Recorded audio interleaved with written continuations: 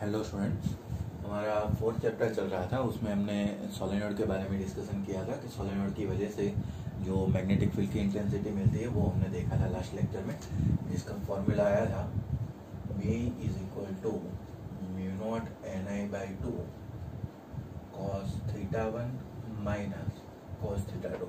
ठीक है, ये फॉर्मूला हमने पढ़ा था। ये फॉर्मूला हमारा आया था डेरिवेशन करने के बाद। ये जो डेरिवेशन किया था वो हमने जी और नीट के हिसाब से किया था, सब स्टूडेंट को पता होगा। तो लास्ट लेक्चर में जैसे मैंने आपको कहा था कि ये चीज़ हम एम्पियर सर्किटल लॉ की मदद से भी कर सकते हैं प्रूफ। तो चलिए आज हम देखते हैं कि एम्पियर सर्किटल लॉ की मदद से जो सोलेनॉइड की जो मैग्नेटिक फील्ड की इंटेंसिटी निकालनी है वो निकालने का ट्राई करते हैं। ठीक, चलिए आपको एक चीज़ याद रखनी है कि ये जो थियरी अब पढ़ रहे हैं ना, वो बोर्ड के लिए बहुत इंपॉर्टेंट है। बोर्ड में मैक्सिमम टाइम 3 से 4 बार तो पूछी जा चुकी है। उसके बाद हम पढ़ेंगे टॉरॉइड, वो भी आपके लिए इंपॉर्टेंट है। तो दोनों थियरी को ध्यान से देखना। एम्पियर सर्किटल लॉ की एक एप्लीकेशन है जिसकी मदद से दोनों में मैग्नेटिक फील्ड की इंटेंसिटी निकाली जाती है। तो सबसे पहले मैं आपको एम्पियर सर्किटल लॉ एक बार बता देता हूँ फटाफट, और उसके बाद हम पहुँच जाते हैं सोलेनॉइड के ऊपर। तो स्टूडेंट, एम्पियर सर्किटल लॉ जो आपका था वो लिखता था ऐसे, इंटीग्रेशन ऐसे करते थे, क्लोज लूप, इसका मतलब B dot DL is equal to mu not I in, है ना। I इन का मतलब ऐसा होता था वहां पर कि आपने जो एम्पियर सर्किटल लूप लिया है उसके अंदर का करंट। क्लियर है, ये सारी चीजें हमने पढ़ चुके हैं। चलिए तो अब आ जाते हैं सोलेनॉइड के ऊपर। तो सोलेनॉइड की मैग्नेटिक फील्ड की इंटेंसिटी निकालने के लिए यहाँ पर हमें कुछ एजम्पशन लेने पड़ेंगे। एजम्पशन क्या होता है कि आपको जो सोलेनॉइड मानना है वो वाला आपका जो सोलेनॉइड है वो इनफाइनाइट एज्यूम करना है यहाँ पर। और दूसरी चीज है कि आपने इनफाइनाइट सॉल्यूशन इनफाइनाइट आपने एज्यूम कर लिया, उसके बाद सोलेनॉइड के जस्ट आउटसाइड आपकी जो मैग्नेटिक फील्ड है वो जीरो है। ये दो चीजें आपको याद रखनी है कि आप जो सोलेनॉइड ले रहे हैं, देखिए ध्यान से, क्रॉस सेक्शन हमने आगे के लेक्चर में बनाया था वैसे ही सेम यहाँ पर बना देंगे। तो सोलेनॉइड के बाहर जस्ट आउटसाइड यहाँ पर या फिर यहाँ पर, दोनों जगह पर हम मैग्नेटिक फील्ड की इंटेंसिटी क्या एज्यूम करेंगे, जीरो, है ना। इनफाइनाइट सोलेनॉइड में ये चीज होती है। तो चलिए यहाँ पर हमने बनाया था डॉट। ये सारी चीजें आपको अगले लेक्चर की याद होगी, है ना। वैसे ही सेम बनानी है फिगर, बस जस्ट चेंज यही है कि हमें ये जो लॉ प्रूफ करना है ना, जो हमें डेरिवेशन करना है वो एम्पियर सर्किटल लॉ की मदद से करेंगे। यहाँ पर हमने बनाया था क्रॉस, क्योंकि यहाँ पर इलेक्ट्रिक जो आपकी करंट है वो इनसाइड जा रही थी, तो क्रॉस करके सर्कल बना रहे थे हम वहाँ पर। ठीक है, और आपकी जो मैग्नेटिक फील्ड है वो यहाँ से ऐसे। आपको पता है कि सोलेनॉइड के अंदर, इनफाइनाइट सोलेनॉइड के अंदर आपकी जो मैग्नेटिक फील्ड जो होती है वो कांस्टेंट होती है ना। कहाँ तक के, एंड तक। अगर मान लो बीच में कहीं पर भी देखिए तो आपके आंसर म्यू नॉट NI आ रहा था और आप एंड पर पहुंचे तो आपका आंसर आ रहा था म्यू नॉट NI/2, है ना। ये सारे हमने लास्ट लेक्चर में पढ़ लिए सारे क्वेश्चन। चलिए, तो यहाँ पर हमने अंदर जो पार्ट है उसमें मैग्नेटिक फील्ड की इंटेंसिटी क्या मानी है, कांस्टेंट। और कांस्टेंट मानने के लिए हम क्या करेंगे कि मैग्नेटिक फील्ड लाइंस को पैरेलल टू ईच अदर बताएंगे और equi distance from each other. जैसे ही यूनिफॉर्म इलेक्ट्रिक फील्ड देखते थे वैसे ही यहाँ पर आपको यूनिफॉर्म मैग्नेटिक फील्ड मिलेगी। कहाँ पर, सोलेनॉइड के अंदर। तो उसकी इंटेंसिटी निकालनी है। तो सबसे पहले हमें क्या करना था कि यहाँ पर जो हमें आपका एम्पियर सर्किटल लॉ जो यूज करना है, तो हमें क्या करना पड़ेगा कि एम्पियर सर्किटल लूप एज्यूम करना पड़ेगा। तो यहाँ पर देखिए स्टूडेंट, मैं एम्पियर सर्किटल लूप एज्यूम करता हूँ। एक रेक्टेंगुलर लूप, ठीक है। तो ये एक रेक्टेंगुलर लूप हमने एज्यूम कर लिया है।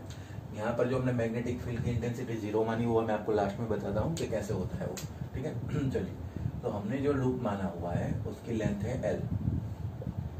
यहाँ पर रेक्टेंगुलर लूप लिया है ना। ये साइड की कोई जरूरत नहीं, क्योंकि इसके साथ इसका आंसर के साथ कैंसिल होने वाला है ना। अब जो भी कैलकुलेशन करेंगे तो इसकी कोई जरूरत नहीं, मैं इसको L लेंथ मान लेता हूँ। चलिए नाम दे देते हैं A B C D, ठीक है। तो देखो मेरे पास 4 एलिमेंट बन गए। लेंथ के 4 एलिमेंट कौन कौन से, A B B C C D और D, है ना। 4 एलिमेंट बन गए।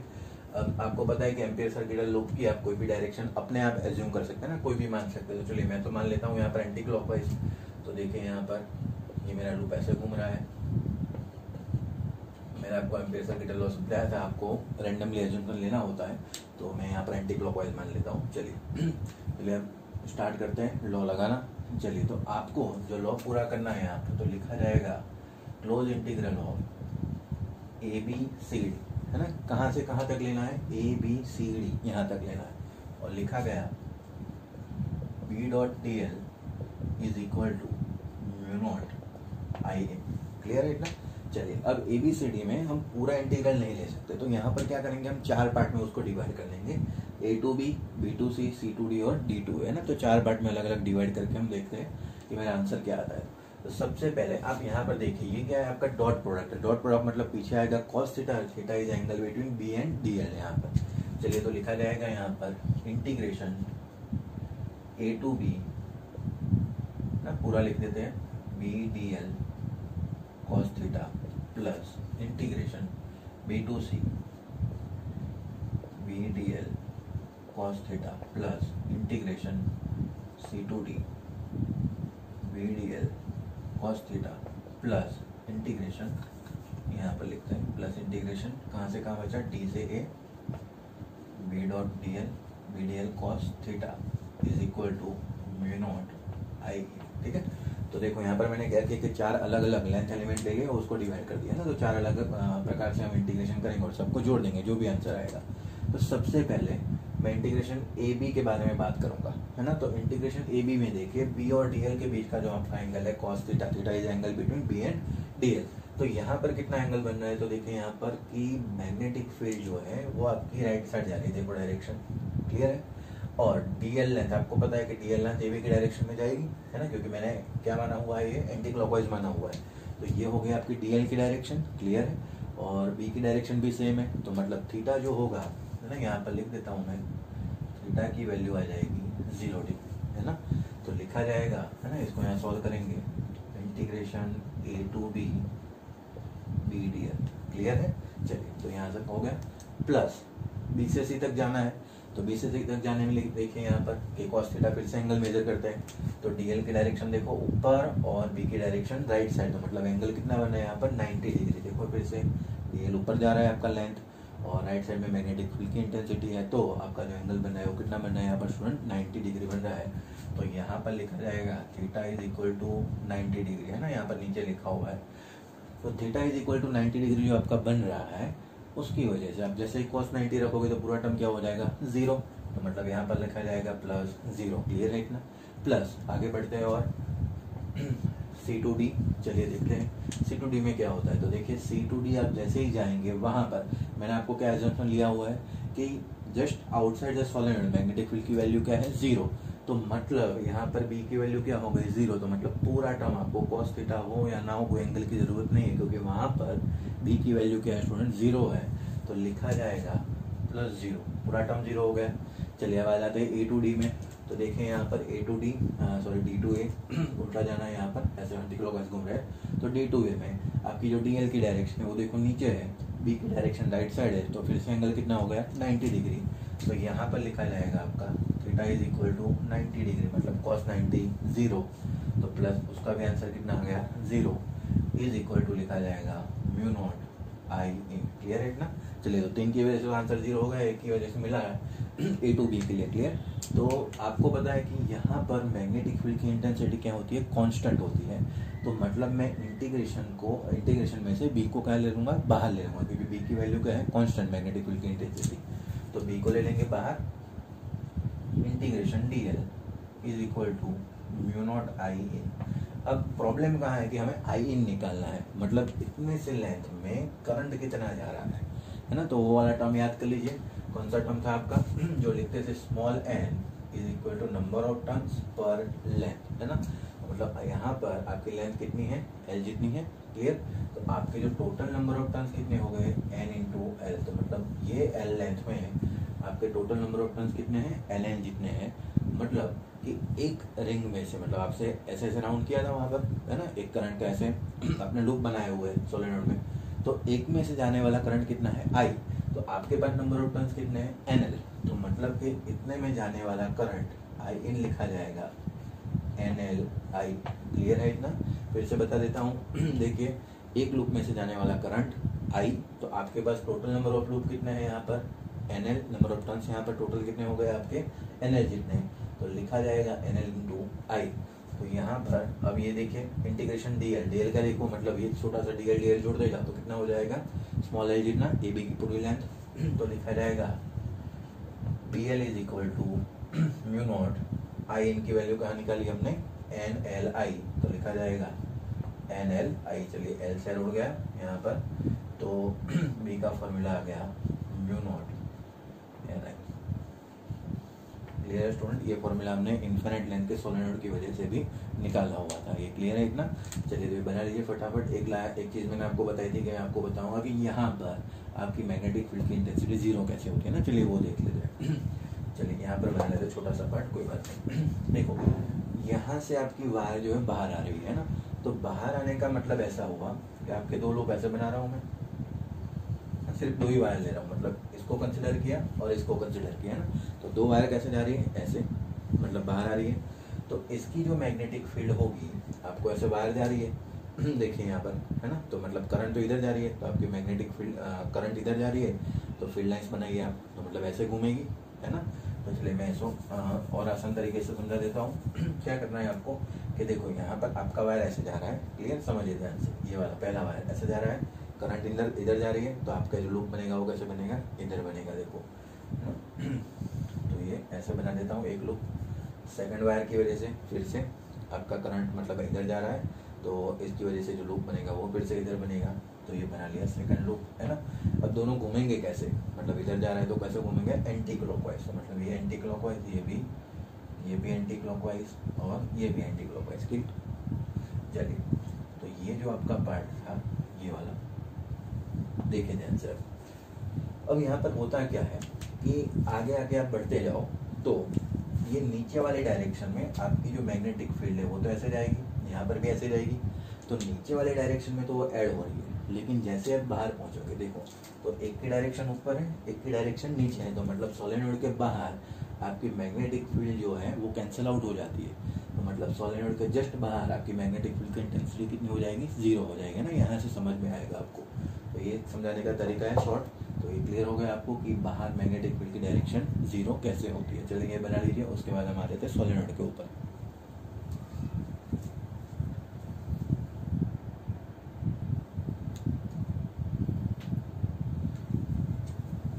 चलिए स्टूडेंट, आपने लिख लिया होगा। अब आ जाते हैं हम टॉरॉइड के ऊपर, है ना। सोलेनोइड खत्म हो गया, अब टॉरॉइड के बारे में डिस्कशन करते हैं। तो टॉरॉइड देखिए ध्यान से। टॉरॉइड होता क्या है कि आपने जो सोलेनोइड लिया था उसको आप राउंड शेप में ऐसे मोड़ दीजिए पूरा, है ना। उसी को कहा जाता है टॉरॉइड, बाकी कुछ नहीं है वो। डोनट शेप में आप उसको क्या करिए, पूरा मोड़ दीजिए ऐसे, देखिए ध्यान से।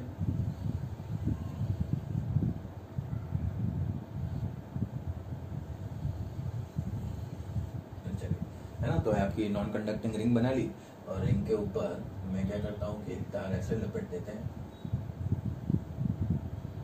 जैसे आपने काम किया था सोलेनोइड में वैसा ही यहाँ पर करना है ना। ये बहुत ही पास पास होते हैं, मैंने यहाँ पर ऐसे दूर दूर बताया है, लेकिन वो एक्चुअल में क्या होते हैं, बहुत पास होते हैं।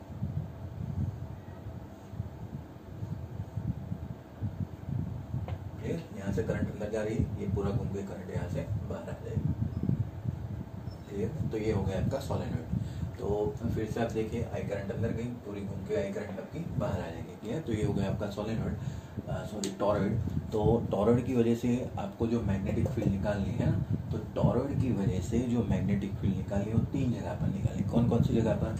एक तो इनसाइड द टॉरॉइड, दूसरा मतलब ये जो बीच में खाली जगह बचती है ना, आप समझो कि कोई व्हीकल का टायर ले लीजिए, तो बीच में क्या होता है, खाली जगह होती है। वही ऐसे ही यहाँ पर खाली जगह है ना, वहाँ पर कुछ है नहीं, तो वहाँ पर हम मैग्नेटिक फील्ड की इंटेंसिटी निकालेंगे।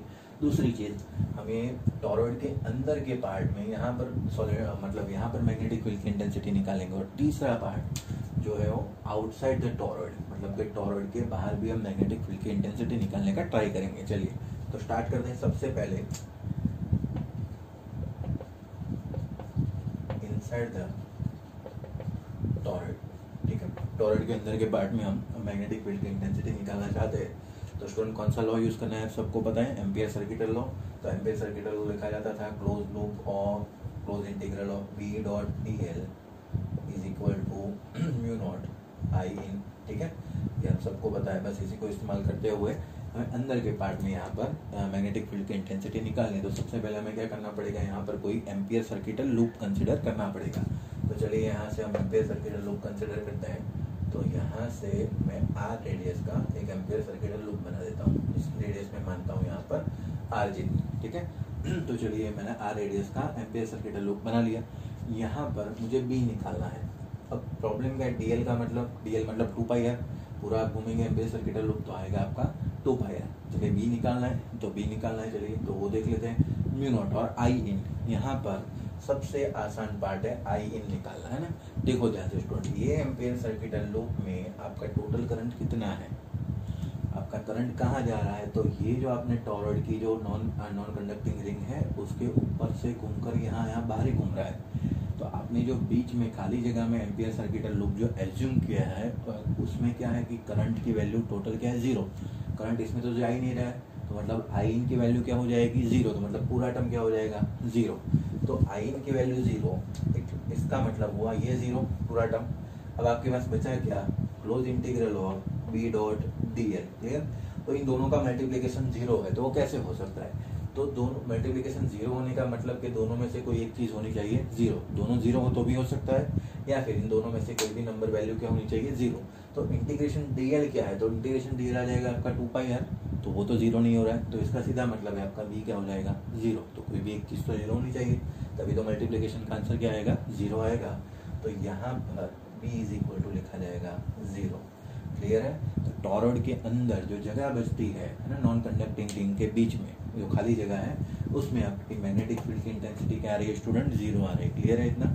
चलिए ये और हुआ। अब हम निकालते हैं इनसाइड द टॉरॉइड, मतलब कि ये जो आपकी नॉन कंडक्टिंग रिंग है उसके अंदर हम निकालना चाह रहे हैं, तो हमें फिर से क्या करना पड़ेगा, एक एम्पियर सर्किटल लूप एज्यूम करना पड़ेगा। तो चलिए देखते हैं, ये आर वाला खत्म है ना, इसको मिटा देते हैं। आपको अगर पूछा जाए तो आपको 2 फिगर अलग अलग बनानी है ना, मैं ये बीच वाला हटा देता हूँ, ये काम खत्म हो गया। अब मैं क्या करता हूँ, सेंटर से फिर से आर रेडियस का इन दोनों के बीच में, देखना ध्यान से, इन दोनों के बीच में आर रेडियस का मैंने एक एम्पियर सर्किटल लूप बना लिया, ठीक है। तो इस लूप की मदद से मैं पूरा मैग्नेटिक फील्ड की इंटेंसिटी का कैलकुलेशन करूंगा। तो चलिए फिर से आ जाते हैं, अब लिखते हैं इनसाइड द टॉरॉइड, मतलब जो 3 स्पेस है ना, यहाँ पर लिख लेते हैं 3 स्पेस में जो खाली जगह बचती है वहां पर हमें निकालना है। अब हम आ जाते हैं इनसाइड, मतलब टॉरॉइड के ऊपर, मतलब के अंदर जो पार्ट है आपका, ये जो नॉन कंडक्टिंग रिंग वाले पार्ट है, उसके लिए निकालना चाहते हैं। तो फिर से फॉर्मूला लगा देते हैं, close integral of v dot D L is equal to mu not I in, clear. बहुत ही आसान काम है अब तो निकालना। आई इन कितना है स्टूडेंट, चलो देख लो क्या हो जाएगा आई, मतलब आपने ये जो निकाला पूरा एम्पियर सर्किटल लूप, तो क्या उसी में से जाने वाला करंट टोटल कितना है आपका, यहाँ पर देखिए नंबर ऑफ टर्न से क्या करना पड़ेगा, वहाँ पर आपको मल्टीप्लाई करना पड़ेगा, सीधी बात है, कोई प्रॉब्लम नहीं है यहाँ पर। चलिए तो यहाँ पर देखो कि एक लूप में से जाने वाली करंट है ना, आपका एक रिंग में से जाने वाला करंट कितना है, आई। तो आपके पास टोटल नंबर ऑफ टर्न्स कितने, कैपिटल एन, ये जो नंबर ऑफ टर्न्स है उसकी वैल्यू कितनी है यहाँ पर, एन। तो एक में से जाने वाला करंट आई, तो एन नंबर ऑफ टर्न्स में से जाने वाला करंट कितना, एन आई, सिंपल लॉजिक है ना। तो यहाँ पर लिखा जाएगा mu not N I, clear है इतना। चलिए यहाँ आ जाते हैं बी और डी एल, तो बी और डी एल के बीच का एंगल है ना, तो फिर से यहाँ पर जैसे मैंने आपको बताया था कि बी और डी एल का जो एंगल होता है वो होता है आपका 0 डिग्री, है ना। यहाँ पर देखिए ध्यान से कि आपका करंट ऐसे जा रहा है, तो देखिए करंट की डायरेक्शन, और ये देखिए आप कोई भी एक लूप से समझ लीजिए, अगर मान लो कि मैं इसकी बात कर रहा हूँ, यहाँ से आपका ये करंट है ना, यहाँ से एंटर किया तो आपकी ये करंट की अंदर जा रही है, तो ये मैग्नेटिक फील्ड की डायरेक्शन है ना, तो टेंजेंशियल बनेगा आपका ऑलवेज, तो टेंजेंशियल बनेगा तो मतलब आपने जो डीएल एज्यूम किया है उसके साथ ही उसकी डायरेक्शन आ जाएगी। तो लिखा जाएगा B integration V D L is equal to mu not N I, ठीक है। ये वाला टर्म ऊपर लिख देते हैं, integration of V D L है ना। अब डॉट प्रोडक्ट मैंने हटा दिया क्योंकि cos 0 की वैल्यू क्या होगी, 1 होगी, है ना। 0 डिग्री कैसे है, बी और डी एल के बीच का, एक्चुअल में मैग्नेटिक फील्ड की इंटेंसिटी कहाँ मिल रही है, यहाँ पर हमें टेंजेंशियल मिल रही है ना। चलिए तो B D L is equal to mu not N I लिख गया। चलो अब मैग्नेटिक फील्ड जो है वो कांस्टेंट है, तो इंटीग्रेशन से क्या करेंगे, बाहर ले लेंगे, तो लिखा जाएगा पीछे integration D L is equal to mu not N I, clear है। अब इंटीग्रेशन डी एल कितना, तो आप सबको स्टूडेंट पता है क्या हो जाएगा, इंटीग्रेशन डी एल क्या हो जाएगा, पूरा 2 पाई आर जितना पेरीमीटर ऑफ द आपने जो एम्पियर सर्किटल लूप लिया है वो लेना पड़ेगा। तो यहाँ पर लिखा जाएगा b into 2 pi R is equal to mu not N I, clear. चलिए अब तो b निकालना है, तो b इज इक्वल टू लिखा जाएगा mu not N divide by 2 pi R into I. अब n divide by 2 pi R, उसको मैं क्या लिख सकता हूँ, number of turns per unit length. तो b का फॉर्मूला आ गया आपका म्यू नॉट n, है ना। फिर से वही सेम फॉर्मूला जो हमने सॉलिनॉइड में निकाला था, वही मेरा आंसर टॉरॉइड के लिए आ गया। तो लिखा गया mu not N I, where n is what, where n is number of turns per unit length. अब यहाँ पर लेंथ कितनी है, तो लेंथ इसकी पूरी है 2 पाई आर जितनी, है ना। सिंपल सा लॉजिक। वहाँ पर आपका जो सॉलिनॉइड था वो एल लेंथ का था, तो number of turns per length लिखते थे। यहाँ पर भी लेंथ ही है, लेकिन आपका जो सर्कल बन रहा है तो पूरा पेरीमीटर की लेंथ मतलब कितना हो गया वहाँ पर 2 पाई आर। तो दोनों सेम चीज़ है, दोनों का सेम फॉर्मूला आ रहा है। अब आउटसाइड द टॉरॉइड देख लेते हैं, चलिए, तो खत्म हो जाए काम। आउटसाइड द टॉरॉइड, तो जैसे मैंने आपको सॉलिनॉइड में सिखाया कि सॉलिनॉइड में क्या होता है कि outside the solenoid magnetic field की इंटेंसिटी कितनी होती है, 0, है ना। वैसे ही यहाँ पर सेम हो जाएगा। आप देखिए, दूसरी चीज़ से समझना है अगर, है ना, तो अभी आपको समझ में आ जाएगा। इसमें बहुत ही आसान काम है। आप देखो कि अगर मान लो कि आप आउटसाइड मेजर करना चाहते हो, तो आपको फिर से आर रेडियस की, है ना, नई आर रेडियस की, है ना, एक ही फिगर में बना रहा हूँ। आपको ये मीटर अगर बनाना है, अगर मान लो आपको किसी को समझाना है, तो यहाँ पर एक दूसरा आर रेडियस का एम्पियर सर्किटल लूप ले रहा हूँ, ठीक है। तो ये जो एम्पियर सर्किटल लूप है, इसमें होता क्या है कि आपने एम्पियर सर्किटल लॉ पढ़ा था, तब आपको याद है कि मैंने एक लूप बनाकर आपको समझाया था ना। ऐसे लूप बनाया था, इसमें से 3-4 करंट ऐसे जा रही थी, याद कर लीजिए। 5वीं करंट ऐसे बाहर आ रही थी, तो 2 ऊपर बताई थी, 2 नीचे बताई थी, ऐसे कुछ रैंडमली था, है ना। कोई भी आप रैंडम ले सकते हैं समझाने के लिए। तो टोटल समीशन करना था, है ना, याद कीजिए। तो अगर मान लो कि आपके पास एक टॉरॉइड ऐसे पड़ा हुआ है ना, तो इसमें से जितने आपके जो करंट है ऊपर जा रहा है, उतने ही करंट क्या आ रहा है, डाउनवर्ड आ रहा है ना। जितने ऊपर है उतने ही डाउनवर्ड है। देखो, यहाँ से आपकी करंट यहाँ पर क्या कर रही है, एंटर कर रही है। वैसे ही उस साइड पर करंट आपकी क्या आ रही है, बाहर आ रही है। देखो, ये वाली सभी लाइन पर आपकी करंट क्या आ रही है, यहाँ पर देखिए, एंटर कर रही है यहाँ पर, और यहाँ पर पीछे से क्या आ रही है, आपकी करंट बाहर आ रही है ना। तो मतलब जितनी करंट अंदर एंटर होती है ना, आपका टॉरॉइड पड़ा होता है, जितनी करंट एंटर होती है उतनी करंट आपकी बाहर आ रही है। तो मतलब total summation of current I net क्या हो जाएगा, 0 हो जाएगा। क्लियर। एक चीज़ ऐसे समझाई जा सकती है, या फिर दूसरा आपने जैसे सॉलिनॉइड में समझा था, तो सॉलिनॉइड के जस्ट आउटसाइड मैग्नेटिक फील्ड की इंटेंसिटी क्या होती है, 0 होती है। तो आपको आउटसाइड द टॉरॉइड आप ऐसे लिखेंगे, B.dl is equal to mu not I in, है ना। अब यहाँ पर आई इन 0 हो रहा है, कितना, समीशन 0 हो रहा है, मतलब जितने करंट अंदर जा रहा है उतने ही करंट बाहर आ रहा है ना। तो आई इन तो 0 हुआ, उसके साथ मैग्नेटिक फील्ड की इंटेंसिटी भी वहाँ पर 0 होती है, जैसे हमने किस में पढ़ा था, सॉलिनॉइड में। तो वैसे दोनों की वजह से आप ऐसे समझा सकते हैं कि B outside the toroid is 0, है ना। तो देखो, हमने फ्री स्पेस जो खाली जगह थी उसमें निकाला, उसके बाद हमने टॉरॉइड के ऊपर निकाला मैग्नेटिक फील्ड की इंटेंसिटी, और आउटसाइड द टॉरॉइड निकाला, ठीक है।